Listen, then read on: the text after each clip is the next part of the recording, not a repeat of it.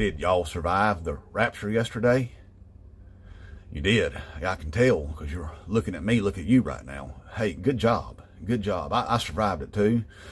I took the day off yesterday getting ready for little brown hippie baby Jesus to come get me, but he never did show up. And that's the third time this year he stood me up, stood all of us up, but I'm getting used to it, surviving on these raptures all the time.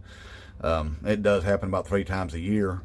So to be fair, we are kind of like seasoned professionals at this thing at this point. And to be fair, look, there's a whole lot of us, and I mean a lot of us, that survived the Y2K, And that right there just set us up for success going forward.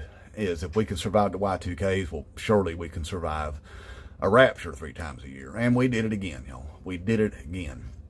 I'm starting to think this thing ain't real, y'all. I'm starting to think that the people that we're seeing out there saying all this stuff was the same people before the interwebs and the social medias that you would see standing on the side of the road yelling at the sky.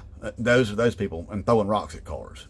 Them people right there. Now then they're on the social medias, and people think, well, hey, them people are smart enough to point a camera at their face, so therefore they're legit. And whenever they say they had a dream about little brown hippie baby Jesus coming to rapture us all up, they must be telling the truth. That's what's going on there.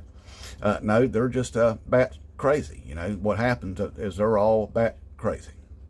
Now look, a lot of these people gathered up over that supposed memorial that they had. And that's the thing yesterday. Now, I said I took a day off. I really didn't. I was up on the interwebs. I've having to gather up some research and stuff like that, making preparations and things for some content that I'm working on. So I was up on the interwebs doing all that stuff, and I had to watch that thing, y'all. I had to watch it because it was part of my research. And look, I don't know if you've seen that.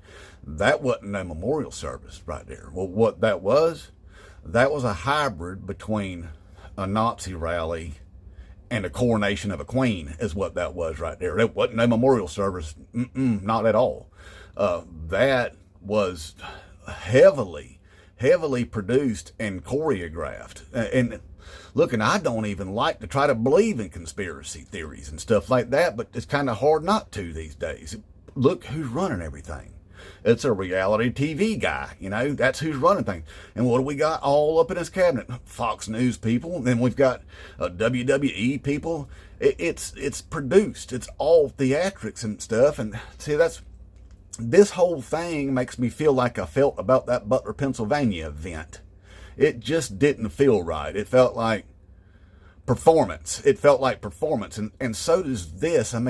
Look, to pull that off there, to have that big, heavily choreographed, heavily produced coronation of a queen like they did, it's almost like they prepared ahead of time for a long time for that, which is weird, And then it made me start going into rabbit holes and looking at who is this woman?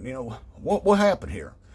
I didn't realize that she's got connections to that big orange bloated syphilis up Adderall riddled idiot. She way back connections and stuff. That girl never even was in beauty pageants. And then all of a sudden, she run for Miss USA, and she won Miss Arizona there while he was running those beauty pageants.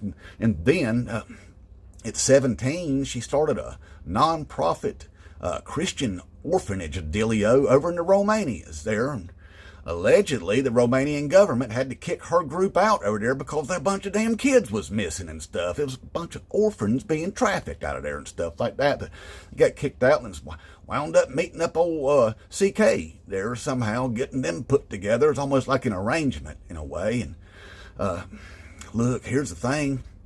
I was watching that deal, and Stephen Miller got up there, and at first I was like, man, if you just close your eyes and listen to him yell, you would think he was wearing a white pointy hat on his head, he should have been, but the thing is I thought that, and then I realized and found out that entire speech he gave was completely plagiarized, and not from a good person at all.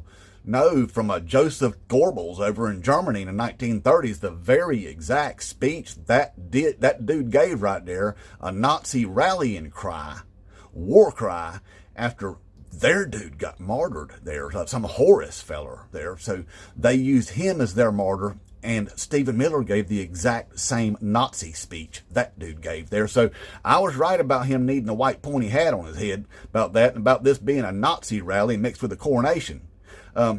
None of this is making any sense to me. And like I said, I hate to believe in conspiracy theories, but what it looks like to me is they're trying to set this woman up to run in 2028 for president and Stephen Miller to be her VP.